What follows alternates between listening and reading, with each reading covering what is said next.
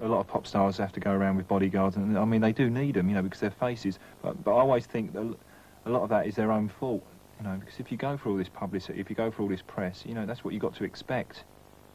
That as soon as you go anywhere, you're going to be recognised straight away, and then you could get trouble any time.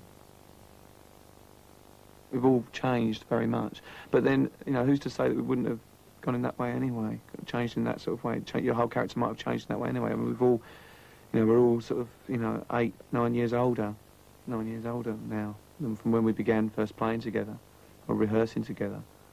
It's difficult to say how you would have changed, you know, as a person. Obviously, having sort of, you know, more money to do things is great, you know. And sometimes you think, well, you know, in the music business, when you're making records, sometimes you feel that you're paid far too much for what you do. And I suppose in a way, sometimes you feel a bit guilty about that. But it's, you know, you have to work very hard for it, and you have to make a lot of sacrifices for it. And that comes with any kind of fame. Sometimes you want to just not be in Depeche Mode, you know. You want to just be David Kahn again, you know.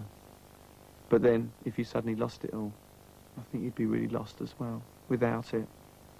You know, I don't know, you know, it's something I don't like to think about, really. I do think about it, but I don't like to go too deep into it and think, well, what would I do if, you know, all this fell through, you know, all this finished? Because that's, you know, if you start worrying about that, I suppose, then you're losing any excitement you've got anyway, because you're too worried about what's going to happen in the future. I don't want to become the status quo of the 90s, you know, without a doubt, you know. But I mean, like groups like the Kinks have been going for how long? 25 years?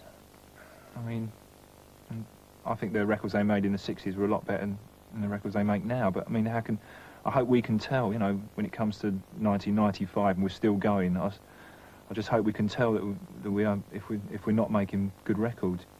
We feel that we're improving all the time, and I certainly feel that Martin's songwriting goes from strength to strength, really. I don't think he's definitely not hit a low as yet. I think he wrote some of his best songs ever on the last album.